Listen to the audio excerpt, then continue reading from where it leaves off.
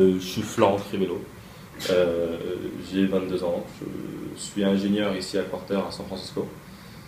J'ai été diplômé d'un master il y a un an à Supinfo International University, une école informatique donc, qui est basée, qui a des campus à Paris, un peu partout en France, un peu partout dans le monde. Donc ils ont des campus ici à San Francisco, au Maroc, en Chine. Quarter, je suis développeur iPhone. Et Quarter s'occupe de faire de gamifier l'expérience télévisuelle. Donc on augmente l'expérience télévisuelle avec des applications iPhone. On est en fait dans le marché qui s'appelle le second screen, qui est le boulot des annonceurs sur télé. C'est d'être là où le regard du téléspectateur porte. Et le téléspectateur est de moins en moins en train de regarder son écran quand il est devant la télé. Tu vois. Donc c'est un problème. S'il regarde son smartphone pendant qu'il y a une pub Coca-Cola qui est diffusée, la pub n'a aucun intérêt. Donc le but du jeu, c'est que ces annonceurs-là ont tout intérêt à se porter et à augmenter l'expérience télévisuelle sur smartphone. En tant que développeur iPhone, tu codes en Objective-C et Cocoa, la plupart du temps en utilisant Xcode. L'Objective-C, au final, c'est du C. Techniquement, c'est du C. Tu peux écrire du C dans ton code Objective-C, il n'y aura aucun problème. Ça compile avec un compilateur LLVM modifié par Apple. Et on utilise le framework d'Apple Cocoa qui a été développé quand Steve Jobs s'est fait virer d'Apple et qu'il a créé cette entreprise qui s'appelle Next Step. Alors nous on est une petite team, donc ouais, je fais tout. Je m'occupe du Data Access Layer, donc de faire les requêtes avec les serveurs, de synchroniser avec le modèle local, avec la base de données, etc. Je m'occupe de l'interface, donc avec l'interface builder d'Xcode. Alors moi j'ai commencé à développer pour iPhone il y a 3 ans. Et enfin, j'avais aucune expérience, c'était avec un pote, Marc Legay, dédicace. On disait ouais, il faut qu'on se mette à l'iPhone, c'est l'avenir. En plus, même par curiosité technique, on avait envie de voir ce que ça donne. Et on a pris le premier concept qui nous est venu à l'esprit, si tu veux. Et c'est marrant quand on pense au succès que ça a eu après, c'est Metro, M-A-I-S-T-R-O-P, qui est une application pour trouver ses itinéraires dans le métro à Paris. Alors au début, on a pris des technologies hybrides, on a voulu le faire en mode web app. Alors au début, en utilisant PhoneGap, ça a été une catastrophe au niveau performance, on a arrêté. Ensuite, en utilisant Titanium, qui est déjà beaucoup moins de web app, mais ça a quand même montré rapidement ses limites. Donc finalement on a dit allez, vas-y, on va faire du natif. Et donc on s'est mis à l'Objective-C et au Cocoa. Donc c'est à ça que ressemble le métro. Ça vous intéresse, vous pouvez le trouver sur l'App Store, elle est gratuite. Et là on a fêté il n'y a pas longtemps nos 120 000 utilisateurs. Donc c'est loin, on s'attendait pas vraiment à ça en fait. Et on a créé une autre application qui, alors cette fois, naissait d'un vrai désir personnel. C'était Univélo, qui est pour trouver les stations de Vélib à Paris et dans 25 ou 26 autres villes en France. Un traducteur d'expression et d'idiomes français-anglais, qui sera aussi disponible en espagnol, italien, russe, portugais, japonais, chinois. En fait, tu lui donnes une expression, parce que souvent en fait traduire un mot ça n'a aucun intérêt. Il faut traduire les expressions parce qu'un mot sorti de son contexte peut avoir un sens totalement différent. Donc par exemple tu peux lui dire comment est-ce que tu dis doubler une voiture en anglais, tu vas pas dire double, tu le sens que double il y a un problème. Du coup doubler, hein, pas facile de taper, doubler une voiture, voilà, et il va te sortir. Voilà, des expressions. Donc là, par exemple, il était tard dans la nuit, la visibilité était très réduite, il venait juste de doubler une autre voiture de police, et il te donne le texte correspondant en anglais. Donc tu peux vraiment voir si la traduction est bonne.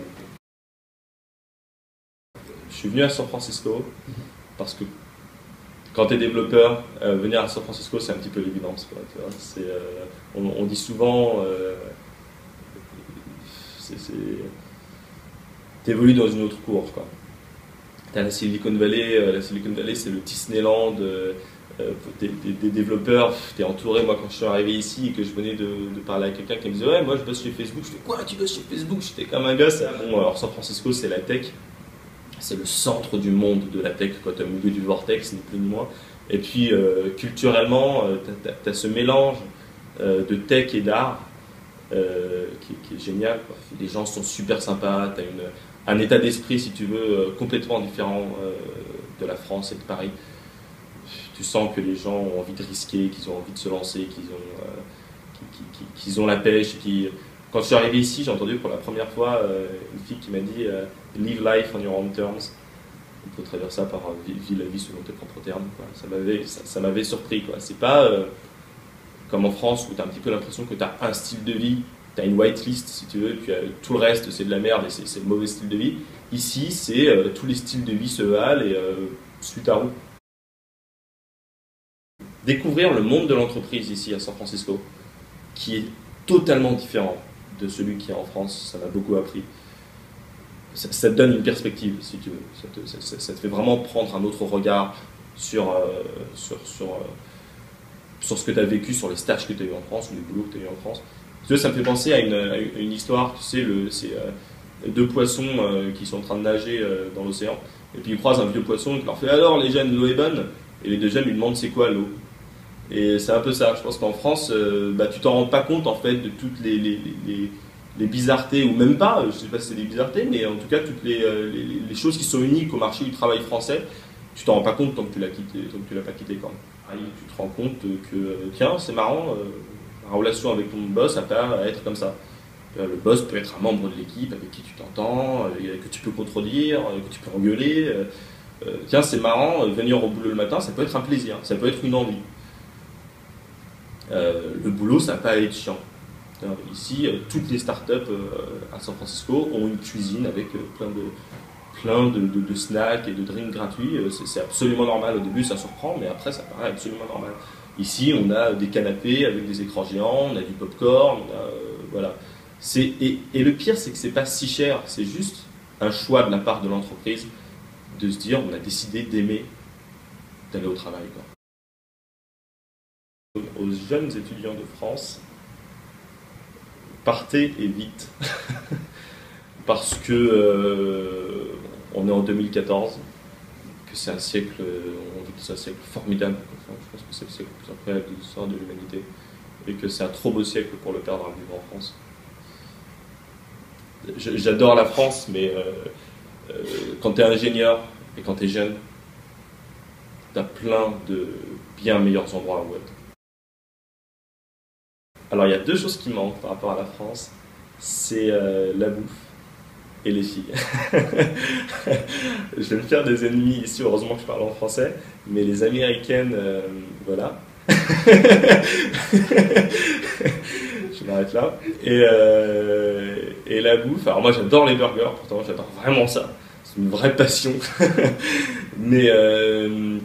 Mais tu t'en rends pas compte, si tu veux, en France, quand tu vas au Monoprix en bas de chez toi et que tu achètes du soignon, tu vois, qu'en fait tu es en train de faire un truc génial, quoi. Ici, du soignon, t'en trouves pas.